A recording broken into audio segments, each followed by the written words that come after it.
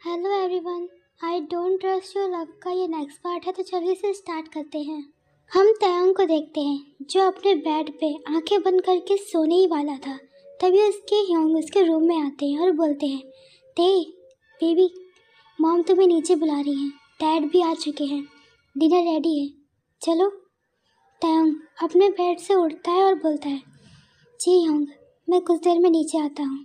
उसके ह्योंग उसके रूम से निकल जाते हैं। ते वॉशरूम में फ्रेश होने चला जाता है। हम कुछ देर बाद का सीन देखते हैं जहाँ सभी लोग डाइनिंग रूम में बैठे हुए थे। तयंग अपने बाल को ठीक करते हुए नीचे आता है। वो अपने चेयर पे बैठ जाता है। वो सभी तयंग को कुछ बोलने ही वाले थे कि उसके पीछे से उसके डैड आते हैं और तयंग के सिर पे हाथ फेरते हैं और बोलते हैं, ते तुम अब कैसे हो, अच्छा फील कर रहे हो? ते अपने डैड की तरफ देखते हैं और बोलते हैं, जी डैड, मैं अब ठीक हूँ। फिर उसके डैड अपने चेयर पर जाकर बैठ जाते हैं। मिसेस किम भी डाइनिंग रूम में आती हैं। वो भी चेयर पर जाकर बैठ जाती है। वो तयंग को देखती नहीं, सिर्फ अपने डिनर पर ध्यान देती है। सभी अपना डिनर कर रहे होते हैं। मिसेस किम तयंग की तरफ देखती हैं और बोलती हैं, ते मेरी तरफ देखो। तयंग अपनी मॉम की बात को इग्नोर करते हुए एकदम एटीट्यूड की तरह अपनी मॉम की तरफ देखता है और बोलता है, बोलिए, और क्या बाकी रह गया है बोलने के लिए? तभी उसकी मॉम उसके ऊपर सॉर्ट करने ही वाली होती है कि उसके हस्बैंड उनका हाथ पकड़ लेते हैं और बोलते हैं, हनी प्लीज़ शांत हो जाओ अभी के लिए। तभी वो गहरी सी सांस लेती है और छोड़ती है और तयंग की तरफ देखती है और बोलती हैं, ते तुम्हें यह इस चीज़ का ध्यान रखना होगा, जीमिन की सेफ्टी का। मैं जानती हूँ कि तुम ये सब कर सकते हो, लेकिन मेरा ये फ़र्ज़ बनता है तुम्हें बताने का।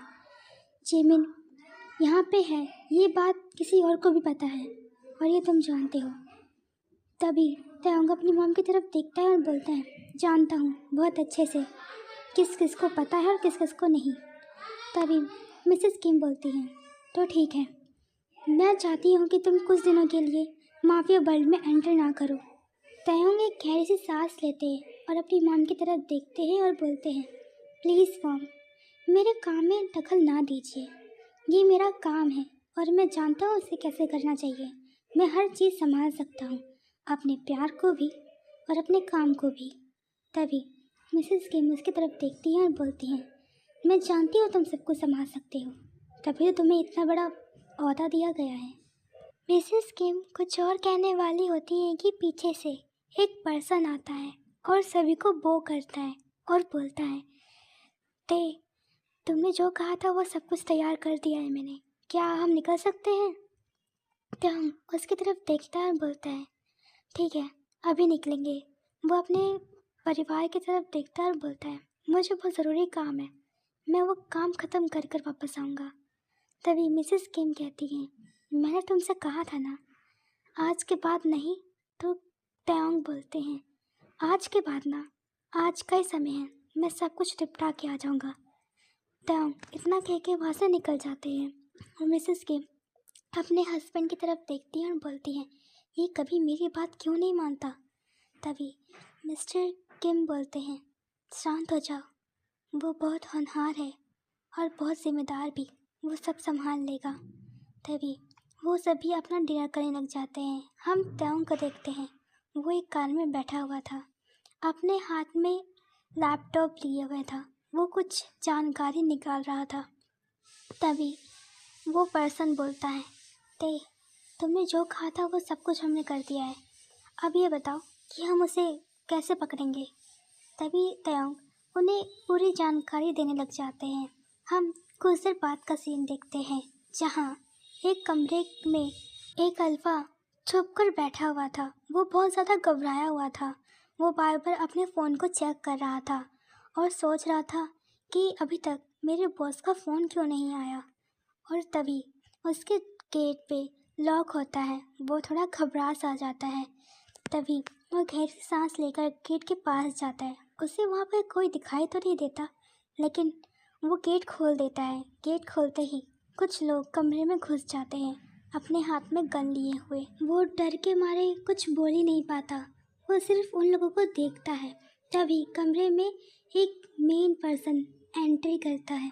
वो उसे देख के काफ़ी ज़्यादा डर जाता है। तभी वो अल्फा बोलता है, मुझे माफ़ कर दीजिए, मुझे मुझे माफ़ कर दीजिए, मैंने कुछ नहीं किया, मुझे माफ़ कर दीजिए, मुझे जाने दीजिए, मैं कसम खाता हूँ, मेरा इसमें कोई हाथ नहीं है। तभी वो अल्फा उस अल्फा का कॉलर पकड़ता है, उसे एक पंच मारता है और बोलता है, ये तो मेरे बॉस ही बताएंगे कि तुम सही हो या गलत, या तुमने किया क्या है। तभी वो अल्फा उसको वहाँ से घसीटते हुए लेके चला जाता है। हम कुछ देर बाद का सीन देखते हैं, एक काले अंधेरे रूम का, जहाँ हर जगह सिर्फ खून ही खून था, हर जगह से बदबू आ रही थी, हर जगह सिर्फ अजीब सी गंध थी। तभी वो अल्फा जो कुर्सी पर बंधा हुआ था, वो अपने आप को छुड़ाने की कोशिश कर रहा था। तभी उस कमरे में एक अल्फा एंटर करता है। वो और कोई नहीं, वही अल्फा था जो उसे यहाँ लेकर आया था। उसका नाम किन बोविन था। उस अल्फा के पीछे उसके काफ़ी सारे गार्ड भी थे। वो अपने गार्ड्स को ऑर्डर देता है, तभी उसके सारे गार्ड मिलकर उस अल्फा को काफ़ी ज़्यादा पीटते हैं, जिसकी उसकी हर जगह से ब्लीडिंग होने लग जाती है। वो अल्फा उसे इस हालत में देख के काफ़ी ज़्यादा खुश होता है। तभी उस कमरे में मेन कैरेक्टर एंट्री करता है, यानी हमारे किम तयोंग। वो उस अल्फा को ऐसे देखते हैं और मुस्कुराते हैं। वो अपने सामने खड़े अल्फा के कंधे पे हाथ रखते हैं और बोलते हैं, तुमने काफ़ी अच्छा काम किया, जितनी उम्मीद थी उससे कहीं ज़्यादा। तभी वो अल्फा बोलते हैं, ये तो मेरा पसंदीदा काम है, इससे मेरा करने का काफ़ी मन कर रहा था, कुछ दिनों से कोई शिकार ही नहीं मिल रहा था। तभी ते बोलते हैं, चलो तुमने इससे कुछ पूछा, इसने तुम्हें कुछ बताया। तभी बोविन बोलता है, नहीं, इसने मुझे अभी तक कुछ नहीं बताया है। कब से हम इसकी ऐसे ही हालत करते जा रहे हैं, लेकिन अभी तक इसने अपना मुंह नहीं खोला है। तभी किम तायोंग उस अल्फा के पास जाता है जो चेयर पे बंधा हुआ था। वो उसके फेस को अपनी तरफ करता है और बोलता है, इस चेहरे को ध्यान से देख लो, ये वही चेहरा है जिसके ओमेगा को तुम हार्म करने वाले थे, और ये वही चेहरा है जो अंडरवर्ल्ड का माफिया किंग है, जिससे तुम सभी डरते हो। आज अपनी आंखों से देख लो, ये कितना हैंडसम दिखता है। तभी बाविन बोलते हैं, इसे काम के बाद पूछो थे, फालतू की नहीं। तभी ते बाविन की तरफ देखते और बोलते हैं, ये कोई फालतू बात तो नहीं है। तभी बाविन अपना फेस अदर साइड करते हैं और बोलते हैं, चलो अब काम की बात करते हैं। वो अब उस अल्फा के पास जाते हैं और बोलते हैं, अगर तुमने हमें सही जानकारी दे दी तो मैं तुम्हें जाने दूंगा और तुम्हारे इस घायल शरीर का भी इलाज करवाऊंगा। तभी वो अल्फा बोलता है, मैं कुछ नहीं जानता, मुझे माफ़ कर दीजिए, मैंने कुछ नहीं किया। तभी किम तयोंग उसकी तरफ जाता है और बोलता है, देखो मैं तुम्हें आखिरी मौका दे रहा हूँ, मैं आखिर ऐसा करता नहीं, लेकिन तुम ही एक ऐसे इंसान हो जो सब कुछ जानते हो। अगर तुमने नहीं बताया तो कोई बात नहीं, मेरे पास और भी तरीके हैं तुमसे पता लगाने के लिए। अगर तुम नहीं बताओगे तो कोई और बताएगा, लेकिन इस वक्त तुम हाँ या ना में जवाब दो।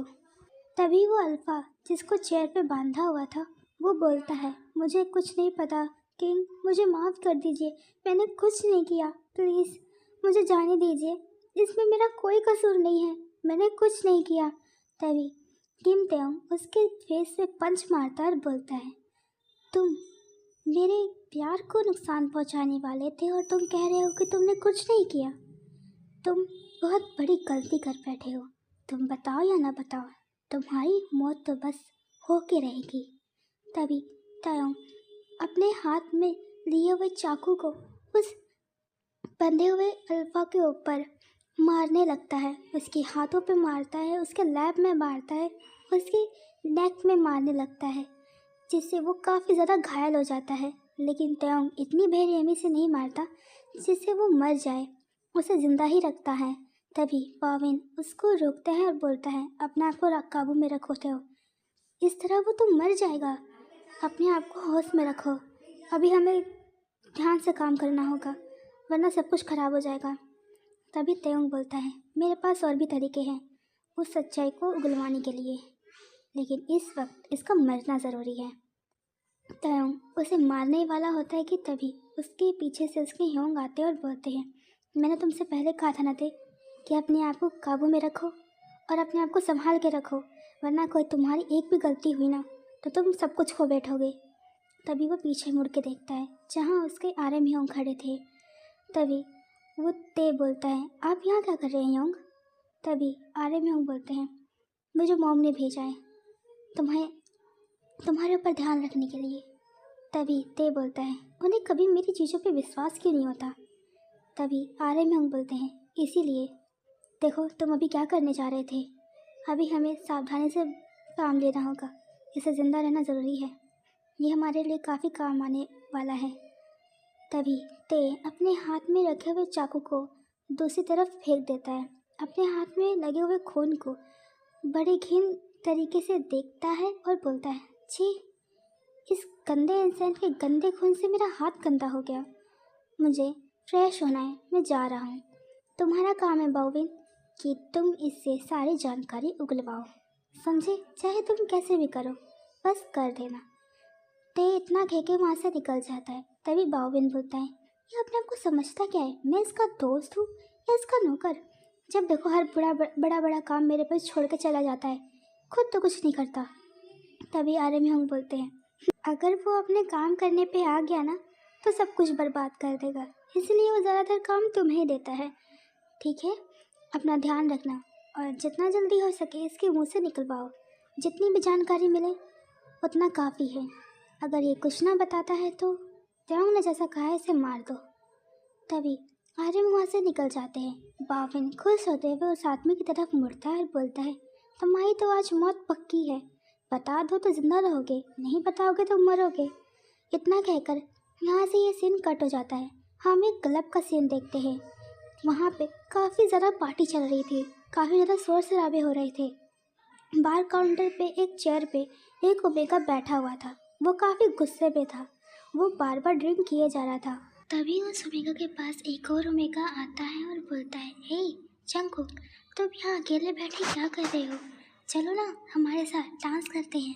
तभी जंगकुक उसकी तरफ देखता है और बोलता है, लिया, मुझे अब कोई डांस नहीं करना, मेरा मूड ख़राब है, मैं यहाँ से जा रहा हूँ। तभी उसकी दोस्त उसका हाथ पकड़ती है और बोलती है, हे जंगकुक, तुम उस अल्फा की वजह से अपना मूड क्यों ख़राब कर रहे हो?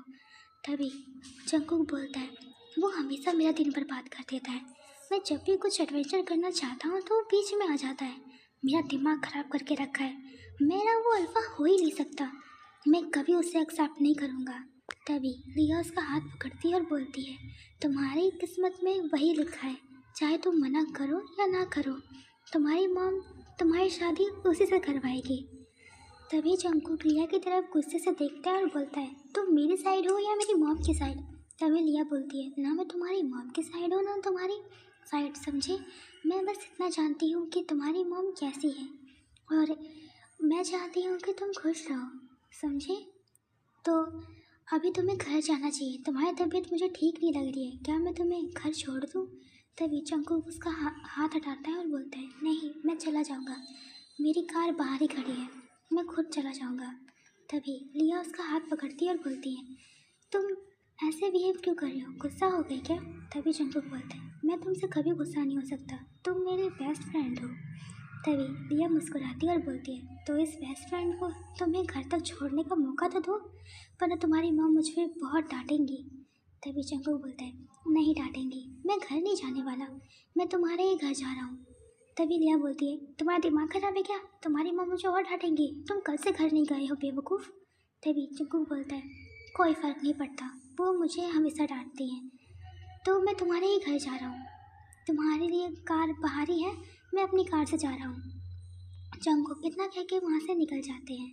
हम यहाँ से सीन कट करके ली चैंग और जिमिन को देखते हैं, जहाँ वो लोग कुछ शॉपिंग करने के लिए बाहर आए थे। आंटी जियांग ने जिमिन को बाहर जाने से मना किया था, लेकिन तभी जिमिन क्यूट सा पाउच बनाते हुए आंटी जियांग की तरफ देखता है और बोलता है, आंटी, आपने सुना ना जिन योंग ने क्या कहा, मेरा यहाँ के एरिया को घूमना मेरे लिए ज़रूरी है, तो मैं बस इसीलिए जा रहा हूँ, और वैसे आप चिंता मत कीजिए, मेरे साथ ली चैंग भी तो है, वो मेरे को प्रोटेक्ट करेगा। तभी जिमिन ली चैंग का हाथ पकड़ता है और बोलता है, तो मुझे प्रोटेक्ट करोगे ना? तभी ली चैंग उसके गालों पे हाथ रखता है और बोलता है, ज़रूर मोची बेबी, मैं तुम्हें पूरा प्रोटेक्ट करूँगा, तुम्हें कुछ नहीं होने दूंगा।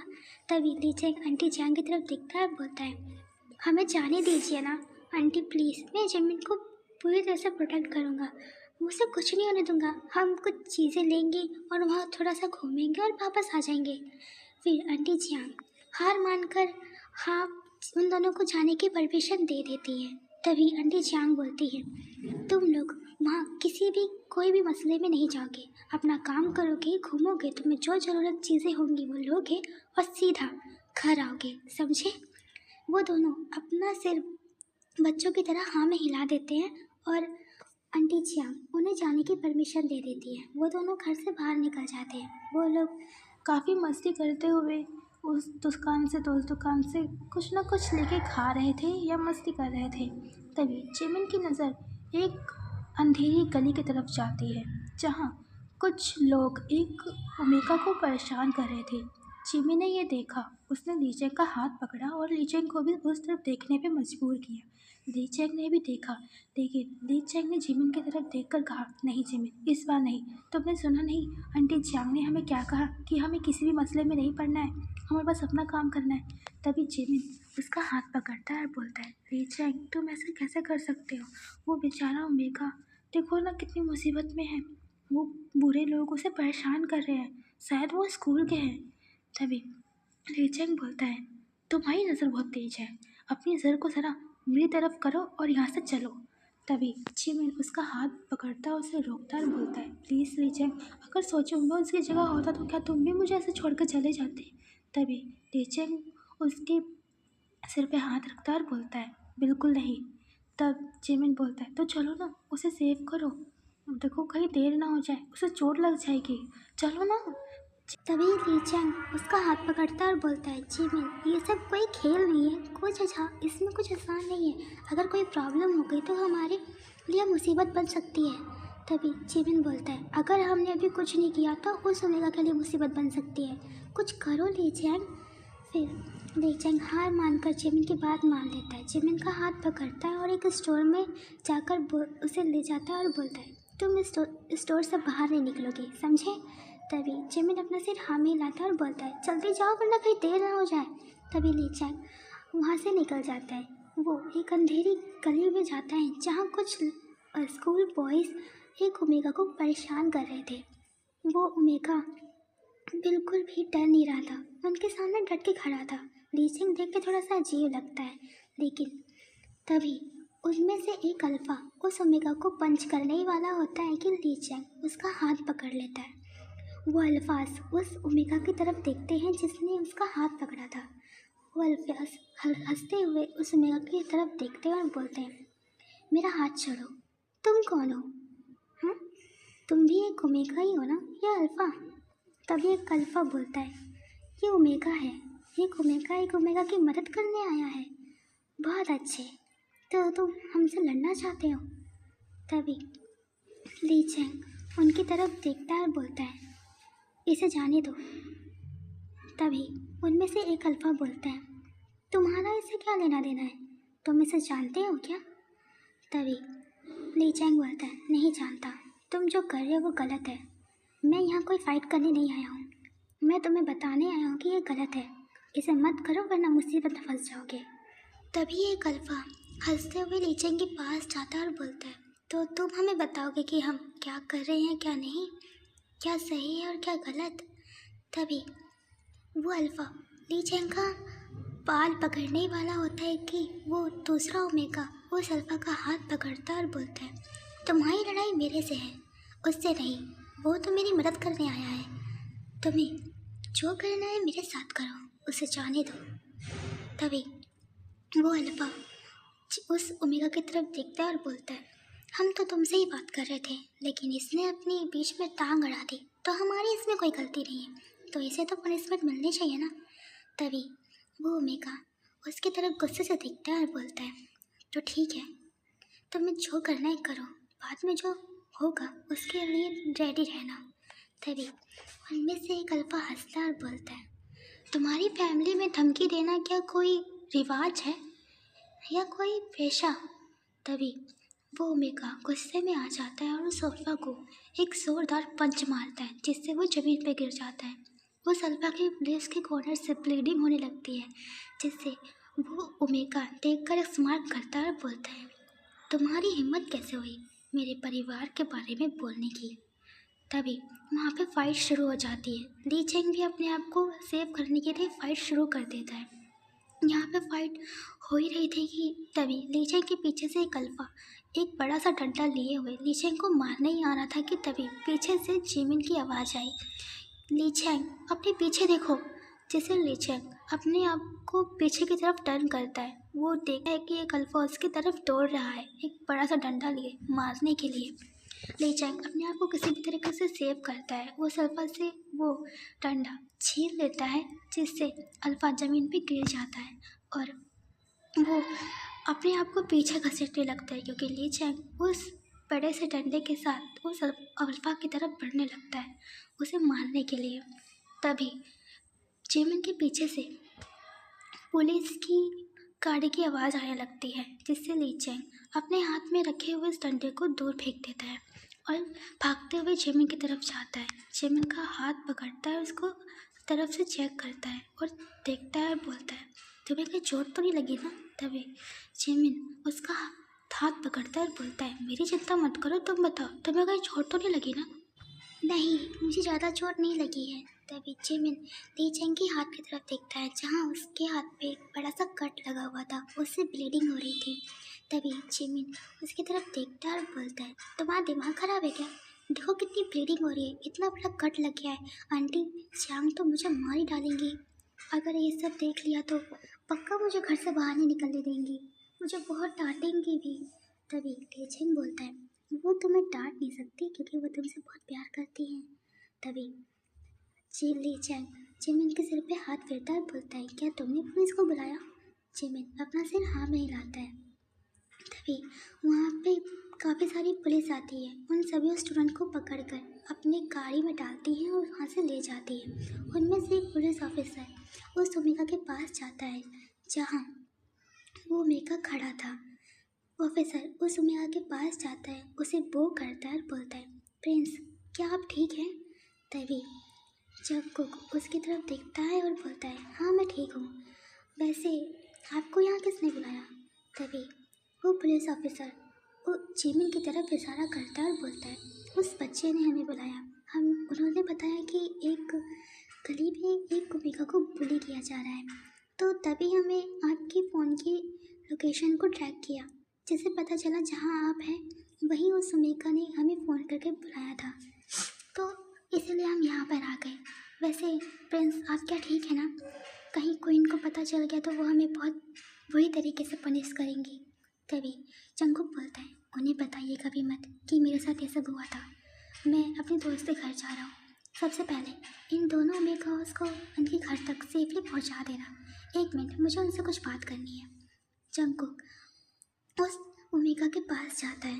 ली चेंग जिमिन का हाथ पकड़े हुए था, वो जाने लगता है। तभी वो जंगकुक ली चेंग को बुलाता और बोलता है, हे सुनो तो सही, तुमने मेरी मदद की, मैं तुम्हें थैंक यू बोलना चाहता और तुम ऐसे ही जा रहे हो। तभी ली चेंग पीछे मुड़ता है, वो कुछ नहीं कहता, सिर्फ देखता है। ली चेंग कुछ देर के लिए सिर्फ फ्रीज हो जाता है क्योंकि अभी तक उस ओमेगा का चेहरा ली चेंग ने नहीं देखा था, लेकिन अभी देखकर वो काफ़ी ज़्यादा शॉक था, लेकिन कुछ कहता नहीं। तभी जंगकुक अपना हाथ आगे बढ़ाते हैं और बोलते हैं, मेरा नाम चॉन जंगकुक है, तुमसे मिलकर खुशी हुई, तुमने मेरी हेल्प करने के लिए अपनी जान खतरे पर डाली, इसके लिए बहुत बहुत शुक्रिया। और वैसे मैंने तुम्हें यहाँ पहले कभी नहीं देखा, तुम क्या यहाँ नए हो? फिर ली चेंग जंगकुक की तरफ देखता है और बोलता है, हाँ हम लोग यहाँ कुछ ही दिन पहले आए थे। तभी जंगकुक ली चेंग के पीछे खड़े जिमिन को देखता है। जिमिन को देख के वो काफ़ी ज़्यादा ही स्माइल करता है और बोलता है, मुझे लगता है कि मैंने तुम्हें भी पहले कहीं देखा है, तुम बहुत ज़्यादा क्यूट हो। वो जिमिन की चिक्स को पिंच करने ही वाला था कि ली चेंग जिमिन के सामने आ जाता है और बोलता है, ये मेरा भाई है, ये ज़्यादातर लोगों से बात करना पसंद नहीं करता। तभी जंगकुक अपना हाथ पीछे करते हैं और बोलते हैं, ओह सॉरी, ठीक है अभी हम चलते हैं, तुम्हें अपने घर जाना चाहिए। बहुत रात हो गई है। इतना कह के जंगकुक अपनी कार में बैठ के निकल जाते हैं। ली चेंग और जिमिन भी अपने घर के लिए निकल जाते हैं। हम घर का सीन देखते हैं जहाँ ली चेंग और जिमिन गेट के पास खड़े थे। वो एक दूसरे को देख रहे थे और बोल रहे थे, क्या हमें जाना चाहिए? तुम्हारे हाथ में चोट लगी है, अगर आंटी ने देख लिया तो वो मुझ पे बहुत गुस्सा करेंगी।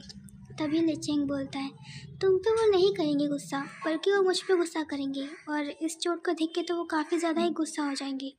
मुझे भी डर लग रहा है जिमिन। फिर जिमिन बोलता है, चलो छोड़ो, हमें घर के अंदर चलना चाहिए, रात भर तो यहाँ खड़े नहीं रह सकते ना। तभी जिमिन ली चेंग का हाथ पकड़ता है और बोलता है, चलो, वरना और ज़्यादा ही देर की तो तुम्हारे हाथ में इन्फेक्शन हो सकता है। तभी वो दोनों घर के अंदर पहुंच जाते हैं। आंटी जियांग किचन में बैठ के कुछ बना रही थी। तभी जिमिन और ली चेंग की आने की आवाज़ सुनते ही वो किचन से बाहर आती हैं। जिमिन और ली चेंग को आते हुए देखती हैं। तभी उनकी नज़र ली चेंग के हाथ पे पड़ती है जहाँ से ब्लीडिंग हो रही थी। आंटी जियांग ली चेंग की तरफ जाती है और उनका हाथ पकड़ती है और बोलती है, ये क्या हुआ ली चेंग, तुम्हें इतनी चोट कैसे लगी? ली चेंग घबरा जाता है और बोलता है, वो फिर जिमिन बोलता है, आंटी हम लोग बाहर जा रहे थे, किसी ओमेगा को कुछ लड़के परेशान कर रहे थे, उसी को बचाने के चक्कर में ली चेंग हमको चोट लग गई। तभी आंटी जियांग ली चेंग के सिर पे टच करती है और बोलती है, तुम्हें मैंने कितनी बार कहा है कि ऐसी सिचुएशन में मत पढ़ा करो, और जिमिन को लेकर तुम वहाँ गए क्यों? कुछ हो जाता तो? तभी ली चेंग आंटी जियांग को सिर्फ एक्सप्लेन करने लग जाता है। तभी आंटी जियांग बोलती है, मैं तुम लोगों को कितनी बार कहा है कि दूसरों के मामले में मत पड़ा करो, देखो चोट लग गई ना। तुम जिमिन, तुमसे मैंने कितनी बार कहा है कि लीचे को किसी चीज़ के लिए फोर्स मत किया करो, तुम जानते हो ना अभी सिचुएशन कैसी है, और तुम मुझसे ये सब करने के लिए कह रहे हो। तभी जिमिन पाउट बनाता है और बोलता है, अगर लीचेंग सही वक्त पे वहाँ नहीं पहुँचता तो उस ओमेगा को बहुत ज़्यादा ही चोट लग जाती। वो उसे बहुत परेशान कर रहे थे, उसे बुली कर रहे थे। तभी आंटी जियांग ने उसके सिर पे हाथ सराया और बोला, तुम्हें ज़्यादा चिंता करने की ज़रूरत नहीं है, इन सभी मसलों में ज़्यादा मत फंसा करो जिमिन, समझे? प्रॉमिस करो कि आज के बाद ऐसी कोई हरकतें नहीं करोगे, और ली चेंग को तुम किसी चीज़ के लिए फोर्स नहीं करोगे। जिमिन अपना सिर नीचे करता है, बोलता है, ठीक है, नहीं करूँगा, सॉरी ली चेंग। फिर जिमिन पाउट बनाते हुए आंटी जियांग की तरफ देखता है और बोलता है, अब इसके हाथ में पट्टी कर दीजिए, इसकी ब्लीडिंग हो रही है। तभी आंटी जियांग अब किचन में से प्रैक्टिस बॉक्स लेके आती है और ली चेंग के हाथ पे बैंडेज करने लग जाती है। ली चेंग आंटी जियांग को देखता है और बोलता है, क्या आप बहुत ज़्यादा गुस्सा हैं? आंटी जियांग ली चेंग की तरफ देखती है और बोलती है, हाँ, मैं तुमसे भी बहुत ज़्यादा गुस्सा हूँ, तुम्हें जिमिन को ऐसे ही छोड़कर नहीं जाना चाहिए था। तभी ली चेंग बोलता है, मुझे पता है, मुझे उसकी बात नहीं माननी चाहिए थी, ये मेरी भी गलती है। तभी आंटी जियांग बोलती है, इसके बारे में ज़्यादा मत सोचो, अगली बार ध्यान रखना, ठीक है? ली चेंग अपना सिर हाँ में हिलाते हैं और आंटी जियांग वहाँ से चली जाती हैं। ली चेंग और जिमिन अपने रूम में फ्रेश होने के लिए चले जाते हैं। हम डाइनिंग रूम का सीन देखते हैं जहाँ सभी लोग डिनर कर रहे थे। ली चेंग, जिमिन, आंटी जियांग वो सभी डिनर कर रहे थे। तभी आंटी जियांग जिमिन की तरफ देखती है और बोलती है, तुम दोनों की कल से स्कूल शुरू होने वाले हैं, तो अपनी जितनी भी तैयारी है वो पूरी कर लो, ठीक है? वो दोनों अपना सिर हाँ में हिलाते हैं और बोलते हैं, ओके। और यहाँ से सीन कट करके हमें यूएसए का सीन दिखाया जाता है जहाँ वालन अपने कैबिन में बैठी हुई थी। तभी अंकल जियान उसके पास आते हैं और बोलते हैं, वालन, बहुत ज़रूरी बात है, ध्यान से सुनो, टैंग हमसे बात करना चाहता है और ये उसी दिन के बारे में है। तभी वालन बोलती है, तो अभी ही हमें निकलना चाहिए। इतना कह के हम कार का सीन देखते हैं जहाँ वालन लैपटॉप में बैठे किसी से बात कर रही थी। तभी अंकल जियान बोलते हैं, मुझे लगता है टैंग को पता चल गया है कि उस रात हुआ क्या था, शायद उसे ये भी पता है कि जिमिन कोरिया में है। तभी वालन बोलती है, उसे तो काफ़ी पहले ही पता चल गया था, उसने मुझसे बात भी की थी। तभी अंकल जियान बोलते हैं, तो क्या वो तुमसे काफ़ी ज़्यादा गुस्सा था? तभी वायलन बोलती है, हाँ वो काफ़ी ज़्यादा गुस्सा था और बहुत ज़्यादा ही पॉजिटिव हो गया था जेमिन के लिए। वो उससे मिलना चाहता था। थोड़ी सी बातें करके मैंने उसे समझाया और वहाँ पे मैं आंटी पे भरोसा कर सकती हूँ। उसने ज़रूर, उन्होंने त्योंग को ज़रूर समझाया होगा। इतना कहकर हम यहाँ सीन कट करके मैंशन का सीन दिखाया जाता है जहाँ वायलन अपने ड्राइंग रूम में बैठी थी। तभी अंकल ली भी वहाँ पे आ जाते हैं। वो सभी एक साथ बैठे ही थे। तभी अंकल चियांग लैपटॉप ऑन करते हैं और त्योंग से वीडियो कॉलिंग पे बात करते हैं। हम वायलन को देखते हैं जो सोफे पे बैठी हुई थी। त्योंग भी उसके सामने बैठा हुआ था। तभी त्योंग मुस्कुराते हुए वायलन की तरफ देखता है और बोलता है, मुझसे मिलकर काफ़ी खुशी हुई ना, हम कुछ देर पहले ही मिले थे। तभी वायलन बोलती है, तुमसे मिलकर मुझे कभी खुशी नहीं मिलती, समझे? जो बात है मुझे जल्दी बताओ। तभी त्योंग अपना अजीब सा मुंह बनाता है और बोलता है, तुम्हें तो कभी खुशी मिल ही नहीं सकती। ऐसे बताऊं, आप जेमिन मेरे पास है, चाहे कुछ भी कर लो, मैं उसे तुम्हारे पास वापस आने नहीं दूंगा। तुम्हें यहाँ खुद आना पड़ेगा। तभी वायलन बोलती है, तुम्हारा दिमाग खराब है क्या? तुम अभी काम की बातें करो, जेमिन के बारे में नहीं, समझे? तभी त्योंग बोलता है, ठीक है, तो ध्यान से सुनो। उस रात जो तुम्हारे मेंशन पे हमला हुआ था वो दरअसल जैक्सन ने ही करवाया था, लेकिन जो जैक्सन का बेटा बनकर आया था वो जैक्सन नहीं था। तभी त्योंग गुस्से से त्योंग की तरफ देखती है और बोलती है, मुझे अच्छे से समझाओ, मुझे कुछ समझ नहीं आ रहा, घुमा फिरा के बातें मत किया करो मेरे सामने। तभी त्योंग बोलता है, तो ठीक है, ध्यान से सुनो। उस रात जैक्सन का बेटा जैक्सन नहीं था। इनफैक्ट जैक्सन दूसरी बिल्डिंग में खड़ा तुम्हें देख रहा था। वो हर एक चीज़ पे नज़र रख रहा था। उसने एक दूसरे ही जैक्सन को बनाकर तुम्हारे पास भेजा था। वो तुम्हारी हर एक हरकतों को नोटिस कर रहा था। तुम कैसे बात करती हो, क्या नहीं करती, काफ़ी एक महीने से वो तुम पे नज़र रखे हुए थे, समझी कुछ? तभी बहन बोलती है, तब तो उसने जेमिन को भी देखा होगा। तभी त्योंग बोलता है, हाँ उसने देखा। अगर वो तुम्हारे बारे में जानकारी इकट्ठा कर रहा है तो हम सबकी सबसे बड़ी कमज़ोरी के बारे में भी जानना तो वो चाहेगा ही। तभी वैन बोलती है, तो तुम्हें क्या लगता है कि उसे पता चल गया होगा कि जेमिन अभी कहाँ है? तभी त्योंग बोलता है, मुझे नहीं लगता, क्योंकि जिस वक्त और जिस समय पे जेमिन यहाँ पहुँचा था वो अलग ही टाइम था, और मुझे नहीं लगता है कि जैक्सन को अभी तक पता चला होगा कि जेमिन कहाँ है। लेकिन फिर भी मैं कोई रिस्क नहीं ले सकती। तभी त्योंग बोलते हैं, तुम्हें चिंता करने की ज़रूरत नहीं है, मेरे साथ यहाँ पे बहुत से लोग हैं जो उसे प्रोटेक्ट करेंगे। तुम्हें ज़्यादा चिंता करने की ज़रूरत नहीं है, समझी? और हाँ, जिस डायमेंशन में हमला हुआ वो जो पर्सन तुमसे बातें कर रहा था, दरअसल उस रात जब वो भागने की कोशिश कर रहा था अपने आदमियों के साथ, तभी हमारे कुछ आदमियों ने उसे पकड़ लिया था। यानी हमारे ह्योंग ये सब जान चुके थे, उन्हें पता चल चुका था। उन्होंने भी कुछ अपने आदमियों को भेजकर वहाँ पे हेल्प करने की सोची थी, लेकिन रास्ते में ही उन्होंने उसे पकड़ लिया। वो तो भी बता नहीं पाए क्योंकि बहुत ज़्यादा ही समय उलझ गया था। उन्होंने सीधा उसे कोरिया ले आया। मॉम डैड ये सब जानते हैं, मॉम ने ही उन्हें आदेश दिया था। मेरे कुछ लोग उससे जानकारी निकलवाने की कोशिश कर रहे हैं। अभी तक उसने कुछ बताया तो नहीं है, लेकिन जल्द ही मुंह खोल देगा। अगर कुछ पता चलता है तो मैं तुम्हें ज़रूर बताऊंगा, लेकिन अभी मेरे पास बहुत ज़रूरी काम है, मैं उसे करने जा रहा हूँ। तभी वालन क्वेश्चन फेस बनाती है और तभी उसे याद आता है और त्योंग को टोकती है और बोलती है, एक मिनट, तुम्हारा दिमाग बहुत तेज चलता है त्योंग, तुम नहीं जाओगे। तभी त्योंग बोलता है, तुम बहुत तेज़ हो, बहुत जल्दी समझती हो। अगर मेरा ओमेगा साउथ कोरिया मेरे पास वापस आया है तो मैं उसे कैसे नहीं मिलूँगा वालन? कोई भी मुझे उससे मिलने से नहीं रोक सकता, तुम भी नहीं, समझी? मैं जा रहा हूँ, बाय। इतना कह के कॉल कट हो जाता है। वायलन गुस्सा करती है। तभी अंकल जियांग उसके हाथ पे हाथ रखते हैं और बोलते हैं, वायलन शांत हो जाओ। मैं जहाँ तक जानता हूँ तयंग उसको बिल्कुल सेफ रखेगा, उसका ध्यान रखेगा, और हमारे बहुत से लोग हैं जो जिमिन का और ख्याल रखेंगे। तभी वायलन बेफिक्र हो जाती है और अंकल जियांग बोलते हैं, अब हमें क्या करना चाहिए। फिर वायलन बोलती है, अभी तो बस इतना है कि मिस्टर जैक्सन के बारे में पता करें।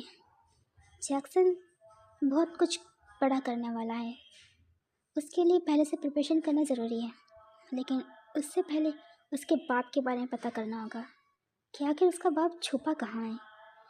तभी अंकल जियांग अपना सिर हाँ मिलाते हैं और बोलते हैं, जैसा तुम कहो, हम कोशिश करते हैं उसके बारे में पता करने की। तभी वैन बोलती है, कोशिश नहीं, ये करना ही होगा, वरना वो हमारे हाथ से निकल जाएगा। जैक्सन को हम ऐसे खुलेआम नहीं छोड़ सकते। मैं जानती हूँ वो कुछ बहुत बड़ा करना चाहता है, इसीलिए हमें ज़्यादा सावधानी बरतनी पड़ेगी। हम कोरिया का सीन देखते हैं जहाँ तयंग अपनी कार में बैठा था, ड्राइविंग कर रहा था। तभी वो एक घर के सामने आके रुकता है।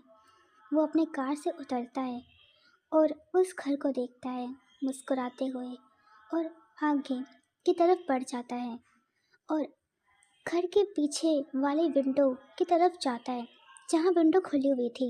वो स्माइल करता है और चढ़ने की कोशिश करता है। कोशिश करते करते वो फाइनली विंडो के पास पहुंच जाता है। वो बहुत ही अपने आप को लकी समझ रहा था क्योंकि फाइनली विंडो तो खुली थी ना। तभी वो कमरे के अंदर एंटर करता है। कमरे के अंदर एंटर करते ही तयंग को एक मीठी सी खुशबू सूंघने को मिलती है। वो खुशबू जिमिन की थी। वो काफ़ी देर तक जिमिन की इस खुशबू को फील करता है और धीरे धीरे कदम आगे बढ़ाता है। जिमिन के पास पहुंचते ही वो उसके बगल में बैठ जाता है। जिमिन एक पिलो को हग करके सो रहा था। जिमिन की वाइट मिल्की स्किन मून की रोशनी में काफ़ी चमक रही थी, जैसे कोई एक एंजल एक खूबसूरत से बेड पे काफ़ी पीसफुली सो रहा हो। तयंग अपने ऐसे ओमेगा को देखकर काफ़ी ज़्यादा खुश था और उसकी आंखों से आंसू भी गिर रहे थे। उसने काफ़ी साल तक अपनी ओमेगा का इंतज़ार किया। कैसे हालातों में उसका ओमेगा उससे दूर चला गया।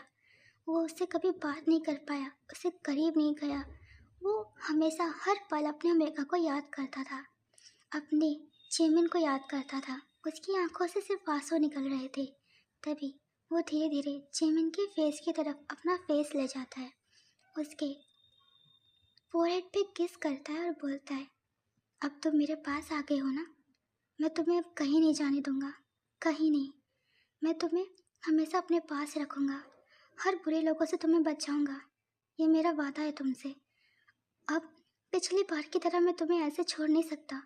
मैं तुम्हें अपने से कभी दूर नहीं करूँगा, कभी नहीं करूँगा।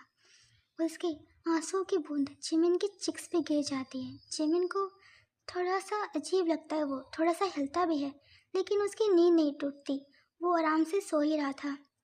तभी तयंग जिमिन की स्मेल फील करते करते जिमिन के नेक की तरफ चला जाता है। तयंग को इस बात की बिल्कुल फिक्र नहीं थी कि जिमिन उसकी इस हरकतों से जाग जाएगा। तयंग धीरे धीरे करके जिमिन के नेक के पास जाता है और वहाँ पे उसे फाइट कर लेता है। जिमिन नींद में ही मौन करता है, जिससे तयंग उसको देखता है और स्माइल करता है। तुम्हें बहुत जल्द ही अपने अल्फा का प्यार मिलेगा और तुम अपने अल्फा को बहुत प्यार करोगे। तभी जिमिन मूव करते हुए तयंग का हाथ पकड़ लेता है। तयंग इस बात से शॉक्ड हो जाता है क्योंकि जिमिन का हाथ काफ़ी ठंडा था और काफ़ी छोटा था। वो देखकर स्माइल करता है और बोलता है, तुम अभी भी 5 साल के बच्चे जैसे ही हो, एकदम क्यूट और खूबसूरत। मेरा ओमेगा दुनिया में सबसे ज़्यादा खूबसूरत है।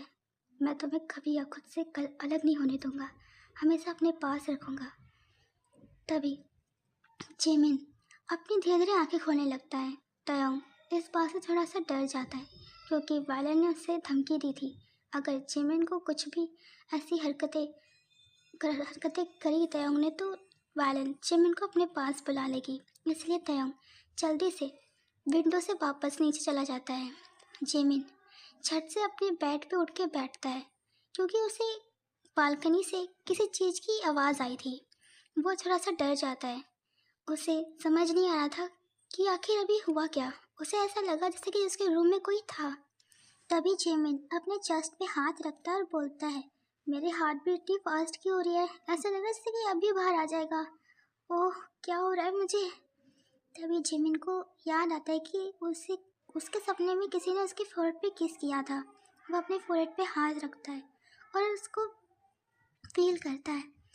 तभी जेमिन विंडो की तरफ देखता है जहाँ काफ़ी ज़्यादा हवाएं चल रही थी। वो बहुत आवाज़ें भी हो रही थी। जेमिन इस बात से काफ़ी ज़्यादा डर रहा था। तभी वो अपने बगल में रखे बनी को उठाता है और अपने रूम से निकल जाता है। वो चलते चलते ली चैंग के रूम के पास पहुंचता है। वो ली चैंग का डोर लॉक करता है और बोलता है, ली चैंग गेट खोलो ना। ली चैंग जल्दी खोलो, मुझे डर लग रहा है। जैसे ही ली चैंग जेमिन की आवाज़ सुनता है वो झट से अपने बेड से उठता है और डोर के पास जाता है। डोर खोलते ही उसे जेमिन दिखता है जो अपने बनी के साथ खड़ा था। तभी जेमिन पाउट बनाते हुए ली चैंग की तरफ देखता है और बोलता है, ली चैंग मेरे रूम से अजीब सी आवाज़ें आ रही है, मुझे डर लग रहा है। मैं तुम्हारे साथ सो सकता हूँ क्या? सिर्फ आज की बात है। तभी ली चैंग बोलता है, हाँ तुम सो सकते हो, लेकिन ये तो बताओ कैसी आवाज़ें आ रही थी?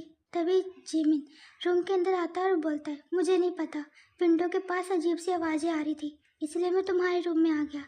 तभी ली चैंग जिमिन के पास से एक अल्फा की स्मेल सूंघता है और बोलता है, तुम सो रहे थे ना? तुम्हें कुछ अजीब लग रहा था? तभी जिमिन बोलता है, हाँ मुझे ऐसा लगा कि कोई है मेरे पास और किसी ने मेरे फोरहेड पे किस किया, ऐसा लगा। तभी जिमिन अपने सिर पे हाथ फेरते हुए बोलता है, शायद मैंने ये सपने में देखा था, मुझे ये फील भी हुआ था। तभी ली चैंग बोलता है, तुम एकदम बदमाश हो, नींद खराब कर दी तुमने मेरी। तभी जिमिन बोलता है, तुम बहुत गंदे हो, तुम्हें मेरी बिल्कुल भी परवाह नहीं है। तभी ली चैंग हंसता है और बोलता है, अच्छा ठीक है, अब जाओ बेड पे बैठ जाओ, मैं तुम्हारा रूम चेक करके आता हूँ, ठीक है? तभी जिमिन अपना सिर हाँ मिलाता है और ली चैंग के बेड पे जाके बैठ जाता है। जिमिन ली चैंग का इंतज़ार कर रहा था। ली चैंग काफ़ी देर से उसके रूम में था। ली चैंग हर जगह हर कोने में देखता है कि कोई है तो नहीं। वो विंडो की तरफ जाता है जहाँ उसे बहुत अजीब लगता है और वो विंडो बंद कर कर अपने रूम में वापस आ जाता है। तभी जिमिन बोलता है, तुम्हें कुछ मिला क्या? वहाँ पे कोई था? तभी ली चैंग बोलता है, वो हमारे बगल वाले ग्रैनी की कैट होगी जो आधी रात को तुम्हारे रूम के पास आ गई। तुम्हारी विंडो खुली थी ना, शायद इसीलिए, और तुम्हारे जगने से पहले वो चली गई। तभी जिमिन अपना सिर हाँ मिलाता है और बोलता है, हाँ ऐसा हो सकता है, वही आई होगी। लेकिन ये अजीब नहीं है कि मेरे फोरहेड पे किसी ने किस किया था? तभी लीचेंग बोलता है, तुमने कुछ देर पहले कहा था ना कि तुमने ये सपने में देखा था, तो तुमने ये रियल लग रहा है। अब ज़्यादा मत सोचो और सो जाओ, समझे? तभी जेमिन पाउट बनाता है और बोलता है, तुम बहुत गंदे हो, मैं तुमसे बात नहीं करूँगा। इतना कह के जेमिन अपने बेड पे सो जाता है अपने बनी को हक करके। हम लीचेंग को देखते हैं जो जेमिन के बगल में ही सो रहा था। लीचेंग सिर जेमिन के सिर पे हाथ फैलाता है और बोलता है, तुम बहुत नादान हो जेमिन। इतना कह के हम मॉर्निंग का सीन देखते हैं जहाँ ली चैंग काफ़ी देर से उठा हुआ था लेकिन जेमिन नहीं उठ रहा था। तभी ली चैंग जेमिन के पास आता, उसके बगल में बैठता और बोलता है, हे जेमिन जल्दी करो, उठ जाओ, आज हमारे स्कूल का पहला दिन है, तुम लेट होना चाहते हो क्या? आंटी बहुत गुस्सा करेंगी मुझ पे, तुम पे नहीं, जल्दी उठो। तभी जेमिन बोलता है, ली चैंग प्लीज़ 5 मिनट, अभी तुम भी रेडी नहीं हुए हो, काफ़ी टाइम होगा ना, अभी मेरे को बस 5 मिनट, ठीक है? इतना कह के जेमिन फिर से सो जाता है। ली चैंग बोलता है, ठीक है, तुम्हें जितना देर करना है करो, मैं तुम्हें छोड़कर चला जाऊंगा। इतना सुनते ही जेमिन छत से बेड से उठता है और बोलता है, हे ली चैंग ऐसा मत कहो। तभी ली चैंग बोलता है, जाओ जाके फ्रेश हो जाओ, मैं फ्रेश हो चुका हूँ, मैं कुछ देर में तैयार होकर तुम्हारा डाइनिंग टेबल पर इंतज़ार कर रहा हूँ, जल्दी आना, ठीक है? जेमिन अपना सिर बहुत स्लोली हाँ में हिलाता है और बोलता है, ठीक है, जाओ मैं आ जाऊँगा, पहले तुम जाओ, मैं तुम्हारा ड्रेस निकाल रहा हूँ, जल्दी से फ्रेश होकर आओ, फिर हम लोग चलते हैं। मैं तुम्हारा नीचे इंतज़ार करता हूँ, ठीक है? ठीक, इतना कहकर ली चेंग जिमिन को वॉशरूम में भेज देता है।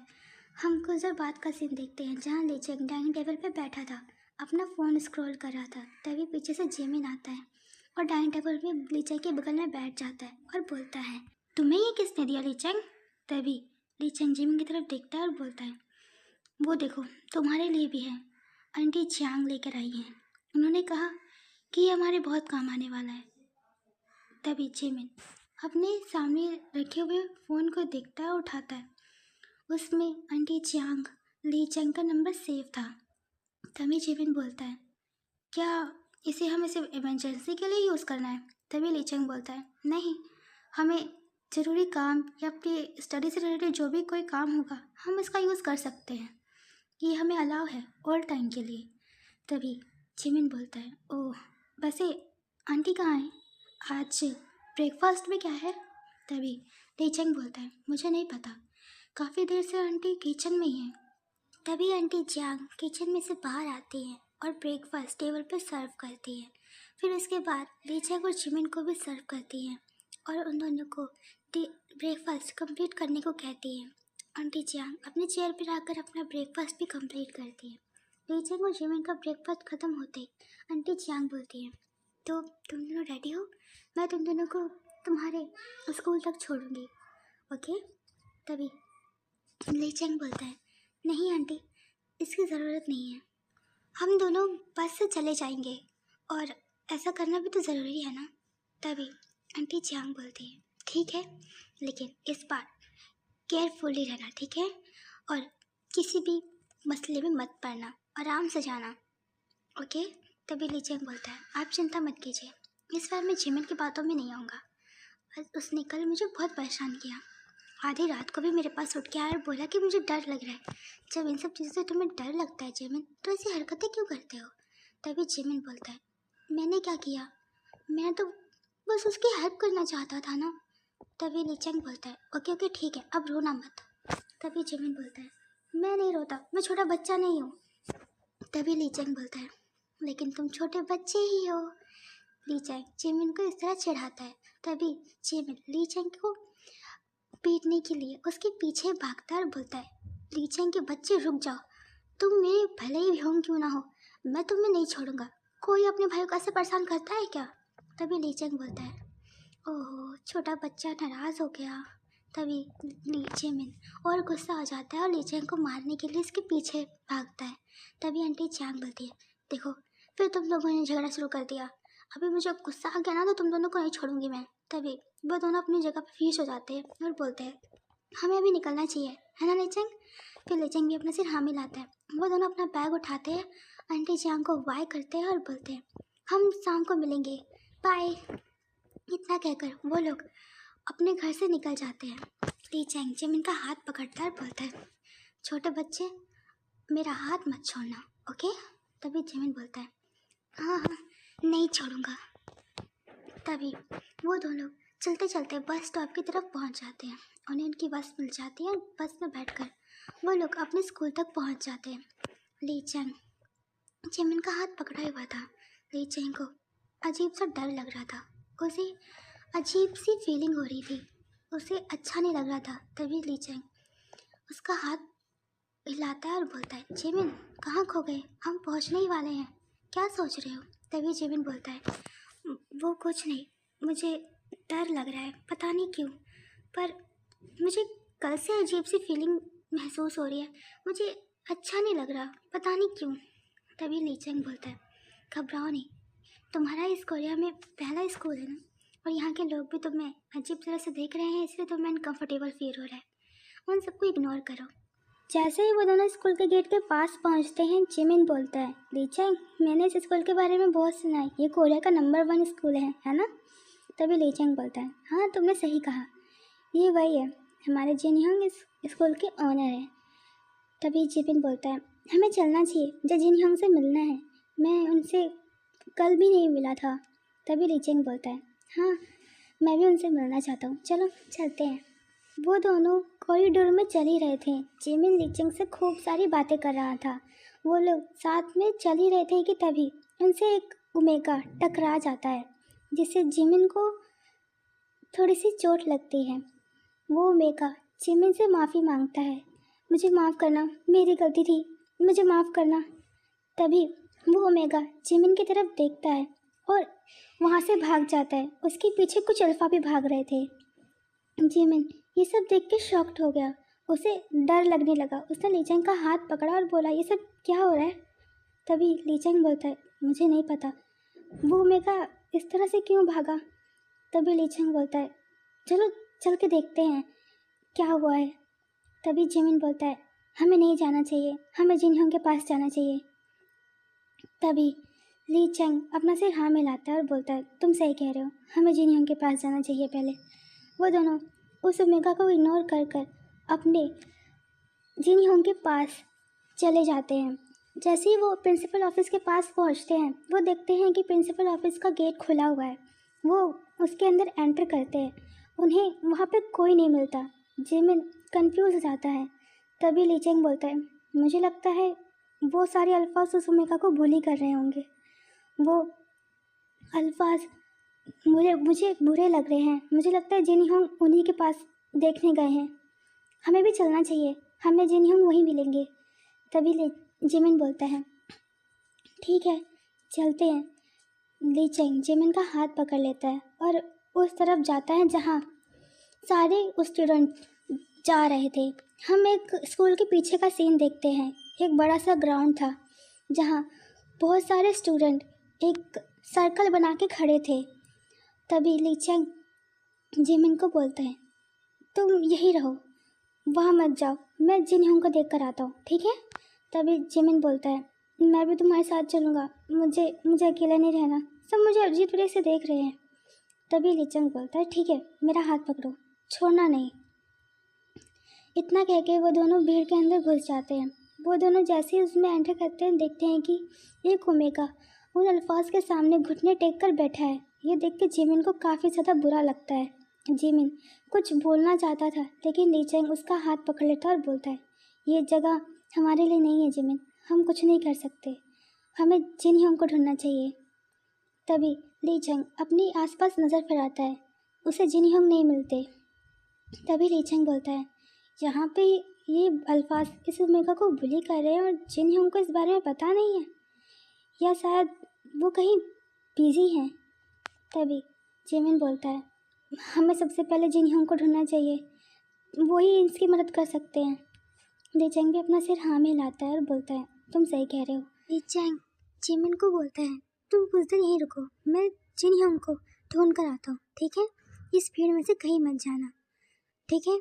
जिमिन अपना सिर हाँ में हिलाता है। लीचेंग भागते वो उस भीड़ से निकल जाता है। वो जिनहोंग को ढूंढते हुए स्कूल के पास पहुँचता है।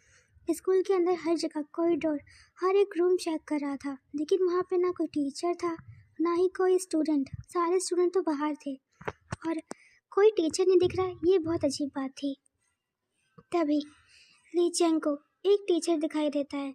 वो उसके पास जाता है और बोलता है, एक्सक्यूज़ मी सर, मुझे प्रिंसिपल प्रोफेसर चिन से मिलना है। वहाँ पे कुछ स्टूडेंट एक ओमेगा को बुली कर रहे हैं, मुझे उनकी मदद चाहिए। तभी वो आदमी बोलता है, बेटा तुम्हारे जिनहोंग तो अभी यहाँ नहीं है, वो किसी काम से बाहर है, वो कुछ देर में आते ही होंगे।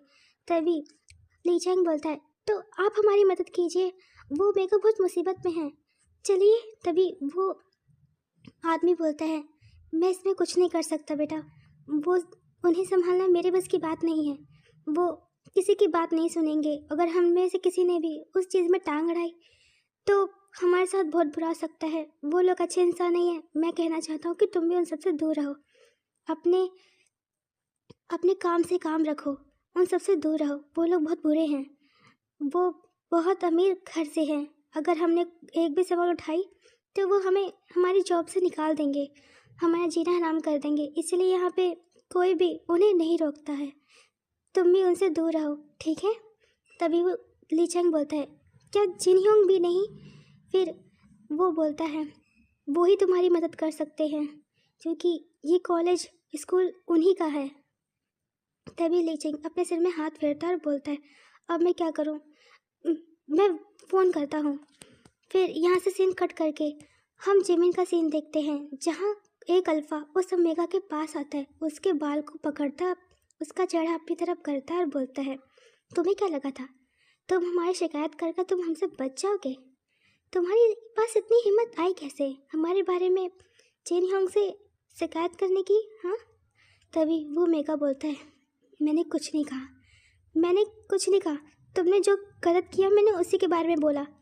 तभी वो अल्फा बोलता है, तुम्हें बोलना नहीं चाहिए था, तुम्हारी तो पूरी स्कूल लाइफ यहीं पे है ना, तुम्हारा जीना हराम कर देंगे हम। तभी वो ओमेगा बोलता है, प्लीज़ मुझे माफ़ कर दो, आज के बाद मैं ऐसा कभी नहीं करूँगा, प्लीज़ मुझे जाने दो, प्लीज़ मुझे जाने दो। तभी एक अल्फा उसके पास आता है और बोलता है, तुमने तो गलती की है, सज़ा भी भुगतो। तभी उसमें से एक अल्फा उसको एक स्लैप मारने वाला होता है कि जिमिन चिल्लाते हुए बोलता है, रुक जा, उसे मत मारो। उसके मुंह से ये अचानक से निकल जाता है क्योंकि उसे बर्दाश्त नहीं हो रहा था। तभी वो उन अल्फाज में से एक अल्फा जिमिन की तरफ देखता है। वो अल्फा सिर्फ जिमिन को देख ही रहा था। तभी दूसरा अल्फा बोलता है, उसे इस तरह मत घूमो, वो छोटा बच्चा है, डर जाएगा। तभी वो अल्फा आगे जाता है जिमिन के पास। जिमिन थोड़ा घबरा जाता है, वो पीछे जाता है, लेकिन वहाँ पे स्टूडेंट की भीड़ थी इसलिए वो ज़्यादा पीछे नहीं जा पाता। वो अल्फा जिमिन को पकड़ने ही वाला था कि जिमिन अपना हाथ पीछे कर लेता है और बोलता है, उसे जाने दो, उसकी कोई गलती नहीं है, उसने आखिर ऐसा किया क्या है तो तुम उसे बुली कर रहे हो? तभी वो अल्फा बोलता है, इसने हमारे बारे में जिन होंग से शिकायत की है इसलिए इसकी पनिशमेंट मिल रही है इसको। तुम्हें भी चाहिए क्या? तुमने भी हमारे काम में टांग अड़ाई है, बोलो तुम्हारे लिए क्या पनिशमेंट दें? तभी जिमिन बोलता है, मैं भी तुम्हारे बारे में जिन होंग से कंप्लेन करूँगा, तुम ये लोग सही नहीं कर रहे हो। तभी वो अल्फा बोलता है, तुम तो बहुत ज़्यादा ही अजीब हो, यहाँ पे तुम न्यू लग रहे हो, न्यू स्टूडेंट हो क्या? जिमिन कुछ नहीं कहता। तभी वो बोलता है, देखो तुम यहाँ पे न्यू हो तो तुम कुछ नहीं जानते, मैं तुम्हें एक चांस देना चाहता हूँ, अपने काम से काम रखो, हमारे काम में टांग मत अड़ाओ, वरना तुम्हारी हालत भी इसी की तरह होगी। तभी जिमिन बोलता है, मैं किसी से डरता नहीं, तुम जो कर रहे हो वो गलत है, अगर इसके साथ तुमने कुछ किया तो मैं इसकी पूरी खबर जिन होंग को दूंगा। तभी वो अल्फा बोलते हैं, हो अपनी बैड लक तो तुम अपने पास खुद लेकर आ रहे हो। तभी जिमिन बोलता है, तुम जो कर रहे हो वो गलत है, ये मैं बहुत बार कह चुका हूँ, उसे जाने दो। तभी उनमें से एक अल्फा गुस्सा होता है और बोलता है, आखिर तुम होते कौन हो, स्कूल में पहले दिन आए और अपना रुबाब जमाने लगे हो? तभी वो अल्फा जिमिन को उसके शोल्डर से पकड़ता है, उसे अपने करीब लाता है और बोलता है, वैसे तुम हो तो बहुत खूबसूरत। इतना कहते जिमिन को बहुत अजीब लगता है। वो अल्फा जिमिन के और करीब आ पाता इससे पहले ली चैंग आ जाता है। ली चैंग उस अल्फा को ज़ोरदार पंच मारता है जिससे उस अल्फा के लिप से ब्लीडिंग होने लगती है। वहाँ पे जितने भी खड़े अल्फाज ओमेगास जितने भी स्टूडेंट खड़े थे वो सभी काफ़ी ज़्यादा शॉक थे। वो सभी आपस में गॉसिप करने लग जाते हैं कि अब इस ओमेगा का क्या होगा, उसने बिना सोचे समझे उसके ऊपर हाथ उठा दिया, अब ये अल्फा इसके साथ क्या करेगा। सब लोग ऐसे ही बातें कर रहे थे। तभी ली चैंग बोलता है, मेरे भाई से दूर रहो, तुम्हारी हिम्मत कैसे हुई इसे छूने की? तभी वो अल्फा अपने लिप्स के कॉर्नर से हो रही ब्लीडिंग को साफ करता है और बोलता है, बहुत ज़ोरदार पंच मारा तुमने, तो तुम हो इसके भाई, मुझे लगा ये सिर्फ अकेला है। तभी ली चैंग बोलता है, खबरदार अगर इस बार मेरे भाई को छूने की कोशिश की तो इस बार तुम्हारे मुंह पे मारा है, अगली बार कहाँ कहाँ मारूंगा पता नहीं चलेगा। तभी वो अल्फा हंसते हुए बोलता है, वाह इतना एटीट्यूड, वो भी एक ओमेगा के अंदर, मुझे बिल्कुल पसंद नहीं आया। तुमने बिना सोचे समझे मेरे पे हाथ उठाया ना, इसकी पनिशमेंट तो तुम्हें मिलेगी। वो अल्फा इतना कहने के बाद ही ली चैंग का हाथ पकड़ने की कोशिश करता है। ली चैंग उसका हाथ पकड़ता है, फिर एक और ज़ोरदार पंच उसे मारता है जिससे वो अल्फा फिर से नीचे गिर जाता है। वो अल्फा अब काफ़ी ज़्यादा गुस्सा हो जाता है। वहाँ पे जितने भी स्टूडेंट खड़े थे वो सभी उस अल्फा की ऐसी हालत देख के काफ़ी ज़्यादा हंस रहे थे, उसके बारे में मजाक कर रहे थे। फिर ली चैंग बोलता है, तुम्हें अपने बारे में मजाक नहीं बनवाना है तो प्लीज़ इन सब से दूर रहो, मेरे भाई से भी और उस ओमेगा से भी। तुम्हारी कोई गलती होगी कि उसने जिन होंग को कंप्लेन की, अपनी गलती को मानो, वरना इससे बुरा मैं तुम्हारे साथ करूँगा, समझे?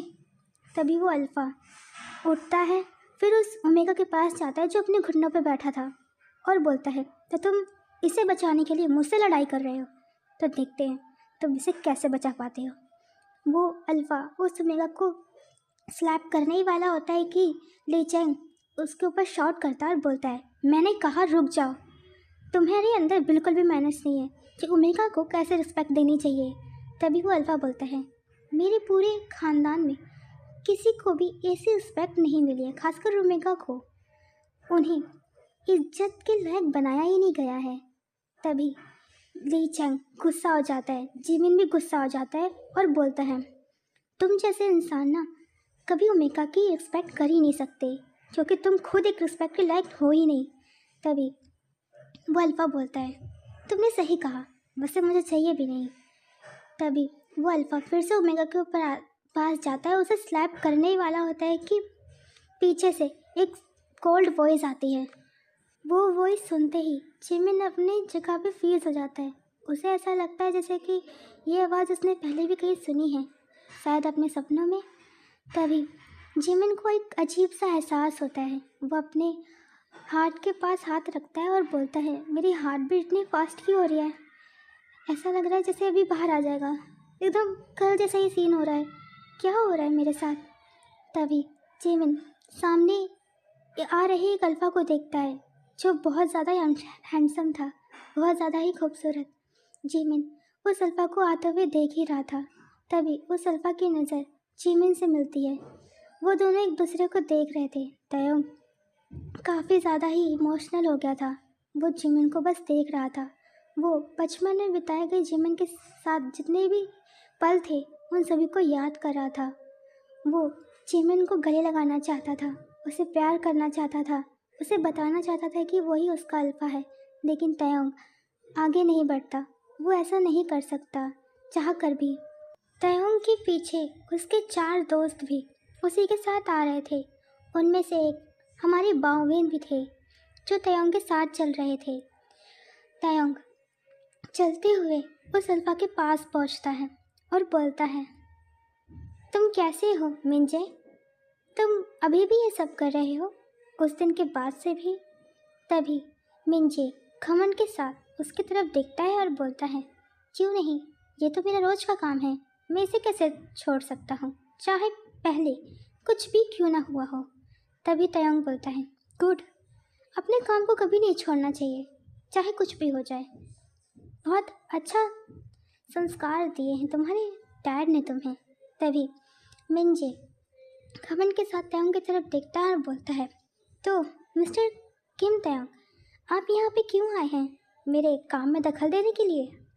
तभी तयोंग बोलता है, नहीं, तुम जो कर रहे हो उसे करो, मैं तुम्हें रोकने नहीं आया हूँ, मैं तो देखने आया हूँ कि तुम ये सब कितने अच्छे से कर लेते हो। आखिर ये सब तुम्हारे डैड को तो मुझे ही बताना है। तभी मिंजे उसकी तरफ देखता है और बोलता है, तो क्या ये सब बताने के बाद मेरे डैड मुझे रोकेंगे? तभी तयोंग बोलता है, मुझे नहीं पता, लेकिन ये सब तो हरकतें देख के तुम्हारे डैड काफ़ी ज़्यादा खुश तो होंगे ना। वैसे ये तुम्हारे डैड को ही नहीं, तुम्हारे उन सभी लोगों को दिखाऊंगा जो तुम्हारे बारे में अच्छा सोचते हैं। तभी मिंजे गुस्से से तयोंग की तरफ देखता है और बोलता है, मिस्टर किम, मैं नहीं चाहता कि आप मेरे काम में दखल दें या मुझसे जुड़ी हुई कोई भी चीज़ मेरे चाहने वालों को दे। तभी तयोंग बोलता है, ऐसा तो कभी नहीं हो सकता, ये भी तो मेरा एक काम ही है ना, जैसे तुम अपना काम नहीं छोड़ सकते मैं भी नहीं छोड़ सकता। तभी मिंजे तयोंग की तरफ गुस्से से देखता है और कुछ नहीं कहता। तभी मिंजे के पीछे खड़े 6 दोस्त उसके मिंजे की तरफ आते हैं और बोलते हैं, मिंजे हमें यहाँ से भी निकलना चाहिए, अभी निकलते हैं यार। तभी मिंजे बोलता है, क्यों, तुम लोग डर गए क्या? तभी उसके दोस्त में से एक दोस्त बोलता है, नहीं, किसने कहा हम डर गए, लेकिन अभी हमारी क्लास का टाइम होने वाला है मिंजे, हमें चलना चाहिए, हम इसे बाद में देख लेंगे। वो इतना कह के मिंजे उन सब के साथ निकल जाता है। तयोंग पीछे मुड़ता है उस ओमेगा की तरफ और बोलता है, तुम्हें उनसे डरने की ज़रूरत नहीं है, जब तुम्हारे पास इतना अच्छा दोस्त है जंगकुक, उसे बता देना इस बारे में, वो तुम्हारी हेल्प करेगा। तभी वो ओमेगा बोलता है, मैं नहीं बता सकता, वो मुझ पे और गुस्सा करेगा। तभी तयंग उसके तरफ देखता है और बोलता है, एक बार बता के तो देखो उन अल्फा का क्या हाल होता है, ये तुम अच्छे से जानोगे। तभी वो ओमेगा बोलता है, मैं उससे बाद में बात करूँगा। तभी तयंग बोलता है, बेहतर होगा कि तुम मुझे खुद बताओ, अगर दूसरों से पता चला तो वो तुम पे और गुस्सा करेगा। इतना कहकर तयंग वहाँ से जाने ही लगता है। तभी उसकी नज़र जिमिन पे जाती है। वो अपने आप को कंट्रोल नहीं कर पाता, जिमिन की तरफ बढ़ता है। ली चैंग तयंग को पहली बार देखते ही समझ गया था ये कौन है। वो उसे बो ही करता है इशारों में। तयंग उसे नोटिस करता है, लेकिन उसे इशारों में ही मना कर देता है ऐसा करने से, जिसे ली चैंग समझ जाता है और सीधा खड़ा रहता है। ली चैंग तयंग को मना भी नहीं करता जिमिन के पास जाने से। तयंग जिमिन के पास जाता है, थोड़ा सा उसके कान के पास झुकता है और बोलता है, welcome to Korea my love. मैंने तुम्हारा कई सालों तक इंतज़ार किया, अब मैं तुम्हें कहीं नहीं जाने दूंगा, तुम मेरे हो, मेरे। जिमिन ये सुनते ही अपनी जगह पर फ्रीज हो जाता है। उसकी तयंग की गर्म सांसें जिमिन को अपने कान के पास फील होती है। उसे अजीब सी फीलिंग महसूस होती है, उसके पूरी बॉडी में गूज़बम्प आ जाते हैं। जिमिन ऐसी हरकतें देखकर वो कुछ बोल ही नहीं पाता। तयंग इतना कह के वो अपनी जगह से निकल जाता है। उसके पीछे उसके सारे दोस्त भी निकल जाते हैं। ली चैंग जिमिन के पास आता है और बोलता है, हे जिमिन, क्या हुआ, तुम ठीक तो हो ना? तभी जिमिन ली चैंग की तरफ देखता है और बोलता है, हाँ मैं ठीक हूँ। फिर जिमिन उस ओमेगा की तरफ देखता है और बोलता है, तुम्हारा दोस्त आता ही होगा, इससे पहले हम मेडिकल रूम चलते हैं, तुम्हारे हाथों पे पट्टी बनवा देते हैं, तुम्हारे हाथों पे इन्फेक्शन फैल सकता है। वो ओमेगा अपना सिर हाँ में हिलाता है। वो तीनों मेडिकल रूम की तरफ बढ़ जाते हैं। हम तयंग का सीन देखते हैं, जो अपने दोस्तों के साथ जिन ह्योन की कैबिन तक जा रहा था। तभी बाविन तयंग के पास आता है और बोलता है, तुमने हमारे जिमिन से क्या बात की? तभी तयंग बोलता है, कुछ ज़्यादा नहीं, बस अपने ओमेगा को अलर्ट कर रहा था मुझसे।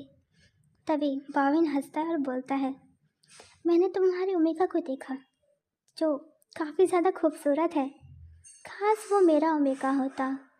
ये बात सुनते ही तयंग गुस्सा आ जाता है और बाविन को गुस्से से देखता है और बोलता है, ऐसा ख्याल अपने दिमाग में दोबारा मत लाना, समझे? फिर बाविन हंसता है, तयंग के कंधों पे हाथ रखता है और बोलता है, तुम तो नाराज़ हो गए, मैं तो मजाक कर रहा था। तभी तयंग बोलता है, मुझे ऐसा बकवास मजाक बिल्कुल पसंद नहीं है, आइंदा से ध्यान रखना, वरना मेरे हाथ होंगे और तुम्हारा मुंह। बाविन उसकी तरफ देखता है और बोलता है, तुम तो बहुत ज़्यादा ही जेलस हो गए यार, मैं तो मजाक कर रहा था, वो मेरे छोटे भाई जैसा है। तभी तयंग बोलता है, बस अपने दिमाग में यही बात बैठा लेना। वो इतनी ऐसी बातें करते हुए जिन ह्योन के कैबिन तक पहुंच जाते हैं। कैबिन खोलते ही वहाँ पे कोई नहीं था। तयंग जिन ह्योन के चेयर पर जाकर बैठ जाता है और जिन ह्योन का आने का इंतज़ार करता है। हम जिमिन का सीन देखते हैं, जहाँ मेडिकल रूम में ली चैंग और वो ओमेगा साथ में बैठे हुए थे और मेडिकल रूम की नर्स उनके हाथ पे पट्टी बांध रही थी। जिमिन उन दोनों को देख रहा था। तभी जिमिन बोलता है, ह्योंग, आपको अपनी दूसरे हाथ की पट्टी भी चेंज करवा लेनी चाहिए। तभी ली चैंग बोलता है, तुम सही कह रहे हो, ये कल की लगी हुई है, मैंने आंटी से बोला भी नहीं कि हाँ ये चेंज कर दे। जिमिन अपना सिर हाँ में हिलाता है और नर्स से कहता है कि प्लीज़ मैम इसे भी चेंज कर दीजिए। वो अपना हाँ में से हिलाती हैं। तभी हम कुछ देर बाद का सीन देखते हैं, जहाँ मेडिकल रूम की तरफ भागते हुए एक ओमेगा आता है। वो ओमेगा उस ओमेगा का दोस्त था, वो और कोई नहीं हमारे जंगकुक थे। भागते हुए अपने दोस्त की तरफ आते हैं और बोलते हैं,